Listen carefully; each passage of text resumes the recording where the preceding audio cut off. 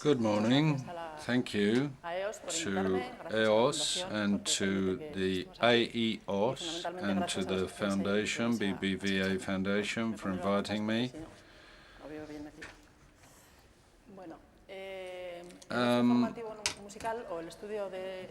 The study of music training, or training in music, leisure, as a leisure activity is something I've been working on at the University of Deusto and different orchestras and organizations. So I wanted to study the experiences of people when we listen to music based on a series of references, as Boulez would say, or as on the basis of listening recommendations or patterns. So leisure as a personal experience. Eric mentioned this yesterday and many others. I think that we've gone from industrialized communities to a services era, and right now we're going in the West into the era of experience.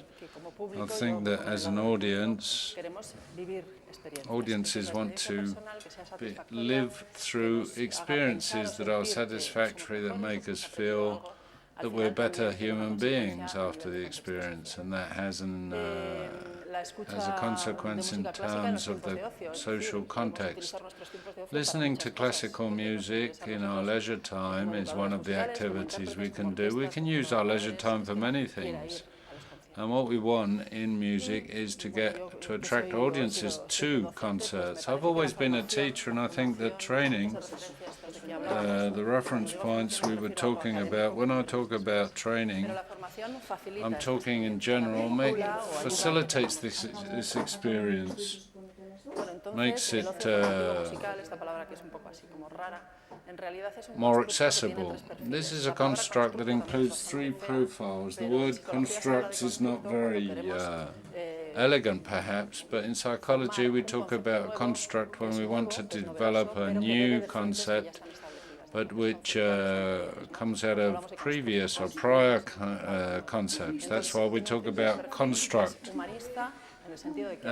So this is a humanistic endeavor which adds value to the lives of people. It's educational, and it's also cultural and aesthetic in terms of music. At the University of Deusto, where I live and collaborate as a visiting professor, there are many training programs, leisure training programs in many different areas of the humanities, not just music. I'm interested in music, obviously. So leisure is a humanistic endeavor. We're not talking about empty time, we're talking about time that helps people to develop themselves. It's humanistic. And it gives people a series of meanings in terms of music. It's a leisure which we would call serious leisure. And it favors and facilitates understanding the discourse of music. And I'm not talking about reading, writing, or interpreting music. I'm talking about understanding what you're hearing when you listen to music. And in order to do that and facilitate that, you've got to create a series of tools to aim the attention of the public and the audience, and to bring music closer to it. And at the end of the day, what we're interested in is stimulating the musical life of people and music, and helping people to enjoy music more. But it's not just superficial, ephemeral enjoyment we're talking about. We're talking about creating a bond between people and music. In addition to constructing this theoretical idea, I was interested in putting this into reality, what happens in this case in Spain. So I'll put it into context in Spain and looked at the 12 to 15 season. 14 to 15 season, music season. And I looked at it, but I'll talk about that later. Leisure, as I say, we're talking about humanistic leisure, satisfactory leisure. Satisfactory has many meanings, but anyway, it facilitates the experience. Experiences also bonds people together more than just isolated instance of life. It contributes to personal development and the development of communities. It's training. It trains because it provides resources and improves people's skill to hear music and people's listening skills, and it educates. Educare in Latin comes from leading, leads people in listening and enjoying, listening to music and enjoying it. And it's cultural and aesthetic because it makes it possible to access music in a deep way, in a deep manner, and bonds people. So these three things come together and create this construct that I referred to, which doesn't make sense if any of the parts are missing. Now, why is this valuable? Why is it valuable to develop audiences? Well, we all know, you probably better than I, that we are developing new audiences and new ways of listening. So perception of classical music, whether we like it or not, and this was mentioned yesterday, it's perceived as something elitist, boring, because accessibility to music is enormous. We can sit down at home with the best musician that we like, the best orchestras in the world. It's available. We don't have to go out when it's pouring with rain, when it's freezing cold. We can sit at home and listen to music. It contributes also to give meaning to live performances and live listening. And we live, I think we're going through an era, at least in the West, where experience is important. It's not just services. We're going through an era, or moving into an era of experiences. Orchestras and institutions that offer music to the public have realized that they have to have social strategies. They aim at different publics, different audiences. We saw an example yesterday, but they also realized a long time ago that they've got to develop training strategies, not just for children and young people, which is fantastic, but also for adults.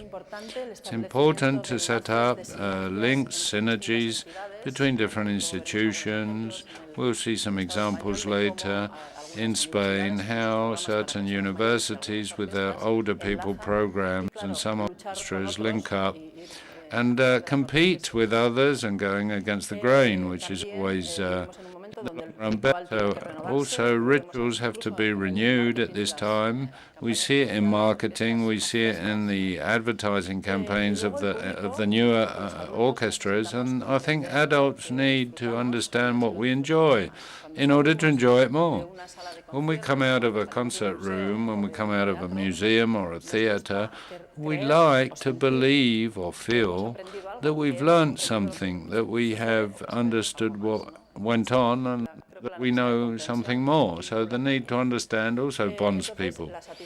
Satisfaction and benefit, and the benefits of experience, of listening, actively listening to music on the basis of patterns, increases enjoyment and the bond that people have with listening and with music. I think that orchestras have the means and the opportunity to do this and to improve not just their performance individually, but the music as a whole.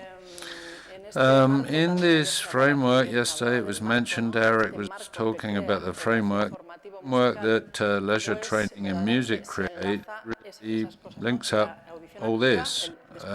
Listening, discovering elements in musical discourse, understanding them, knowing what their meaning is, and enjoying listening as an experience that can become a leisure, true citizens' leisure experience. In terms of didactics, it's very important to develop this construct in an efficient manner. Didactic teaching must be efficient. Leisure training in music is something that has not yet, or is only just starting to be defined. There was no theory for this. We have to create it, and it's based on two things. On the one hand, differential didactics. We are aiming at adults. I'm talking about people of 25 or 85 adults. We are audience is adults, not children or teenagers. And then there's a specific area. We're not teaching people to interpret, read, or write music, but to appreciate music. So this is and that's in the most decent sense of the word, appreciate, because appreciation sometimes is interpreted pejoratively. In terms of the fact that we're aiming at adults, institutions within Europe, within the states, communities are producing, governments are producing educational decrees that talk about lifelong learning, but within this framework we have to create some system for this group. The context is informal education. This is not academic education. It's not aimed at achieving or taking a degree, but favoring enjoyment. We adults have a huge amount of experiences that we've been through in our life, and we organize them differently from children or youngsters. We're responsible in terms of our own learning, which is an intimate, non-transferable, personal process. Nobody can learn for us. And we adults are responsible for our learning processes and to make them satisfactory. And we've got another important thing, and that is to think about how we can improve our listening experience, what might be called in cognitive psychology metacognition. Reflect on reflection. Think about how we think. And within the specific area of music, this teaching is very far from traditional teaching systems. It's a procedural learning process. Adults are interested in having tools, strategies to listen and to focus our listening experience.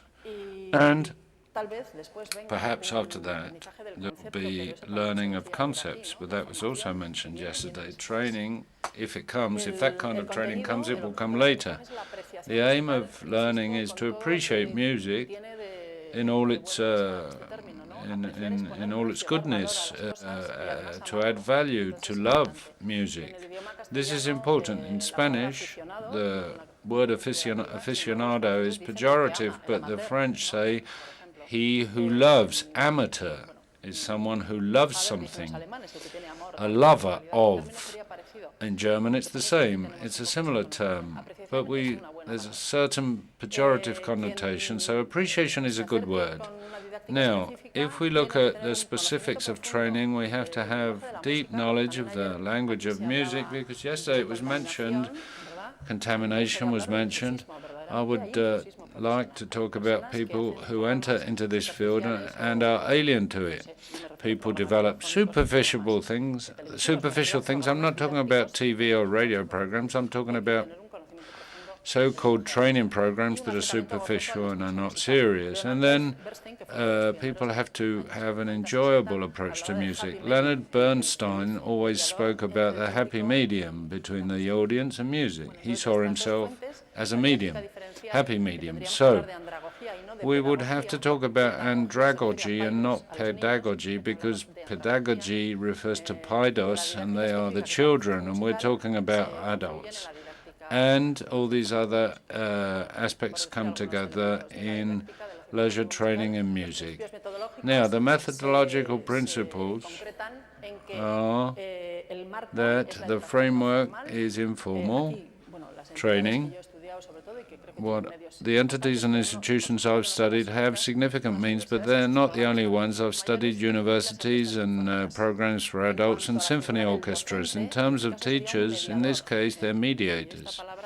And this word is a word that is very much in vogue in teaching, not educator so much, although that's good, because to educate is to lead someone, but a mediator is a wonderful word because it's the person who brings music closer to the audiences. Bernstein spoke about being a happy medium. So musical ability, teaching ability, and an ability to educate. In terms of the audience, they are the listeners. They're a collective of adults of different ages, and they're very mixed. That a teacher has to know, because some people are literate, musically literate, others are not, and it's very important. Well, it's not that important if you have an ability to enjoy music. So These are mixed groups, and then the aim is musical appreciation, which is based on understanding and enjoying music, classical music in this case. Strategic framework too. It's a constructive process. Learning is built as it moves along. The ability, the efficiency to aim your listening consciously to different elements of the musical discourse, achieving things. We adults like to see that we're learning by making achievements. A passion for music and training in the mediator, that's essential.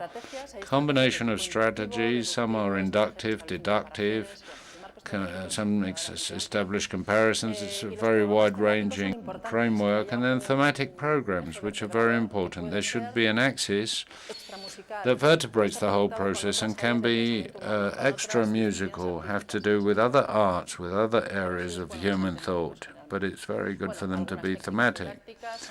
Didactic techniques, listening training, creating expectations in the listener. Many people get frustrated when they go to contemporary music concerts because their expectations are too high. If their expectations were better orientated, they would feel better. Commented or narrated or listening, historical, putting into context things, and I'm not just talking about biographical details, but also what was happening at that time, in that place, at that in that period, what other arts there were, what the main philosophy was, how people taught, how societies were, the association of the work with its author in a more personal way. To personalize creators and artists brings them closer to us because they're people. Extra musical associations are important for adults because adults usually have knowledge in other areas. So if we associate music with other areas of their knowledge and of human thought or other arts, that's very important. Also to design the sessions in a careful way, and then to talk about some resources. Well, some use the written word, others recorded music, others live music, audiovisual systems, many resources. But I think that there are two that are very specific for this area. Music, graphic representations of music, musicgrams, for those who can read it and those who can't. It doesn't matter. Those who can even see it in a different way, and notes on the programs that have a didactic intention. Notes are boring right now, to say the least, and we often don't read them, but if there is a didactic training element in the programs, that could be much more interesting. I did a study based on content analysis, and I looked at the 44 universities that have adult programs and that are associated to come under the state program for programs for older people. And I looked at the 25 symphonies, orchestras of the AEOS in the 2014-2015 season. You're going to see universities first that offer programs for adults in leisure training and music. These are the universities. Madrid, we've got 3, in the Basque Country 1, Balearic Islands 1. And these are the orchestras.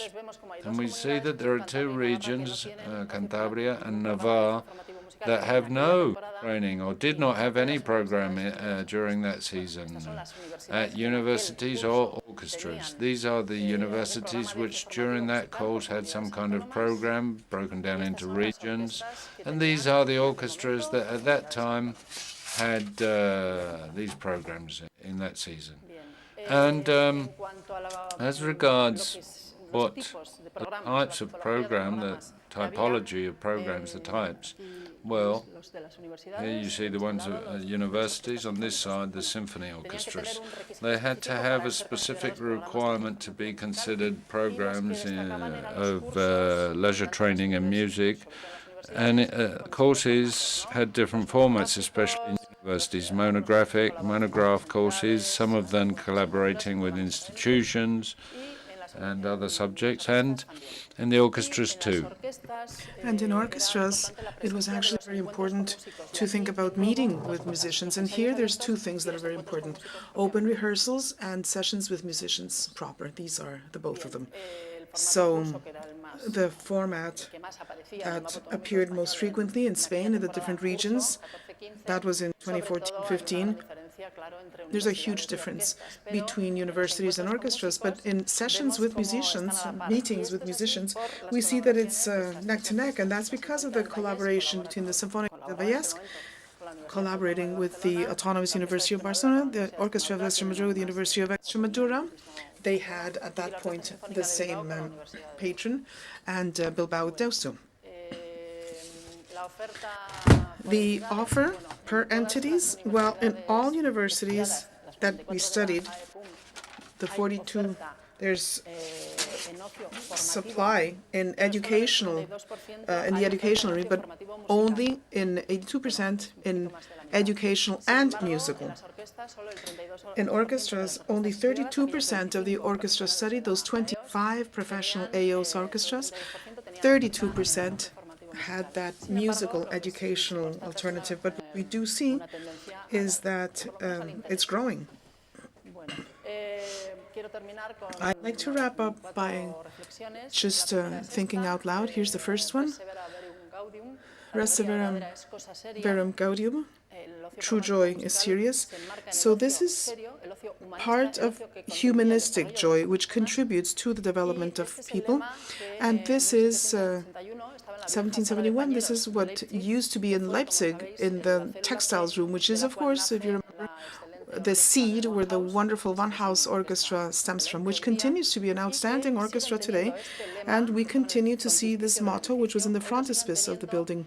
It continues to be there in the welcome that we see when we visit their website. I love it. I love it. And I think it's wonderful because this construct liaises beautifully with this concept. When we say educational or formative, stems from form, and these programs allow the listener to shape, to give form, to give meaning to that which is being heard, from the basis point, of course, of references. So the work becomes the listener's, and thus there is the establishment of a relationship. So the listener will want to enjoy music more. George Stater said back in '91 that our hall can become an ideal concert hall. So we can sit the interpreter whom we like. And Claudio Abbado says in '95, when he conducted the Berlin Philharmonic, when people said there's no money and culture is being harmed by the financial crisis, he said culture generates wealth and not the contrary. And he defended this often afterwards. Ubiquity of music, excellent music, which we can hear anywhere at any time. We don't have to wait for the concert to begin. And on the other hand, the fact that sponsorship is beginning to disappear, it's true. It can contribute to a loss of audiences. This is absolutely true. And of course, everything that this actually adds to the fact, and that's the text. Very satisfactory. And it encourages us to, all of us, to listen to music live.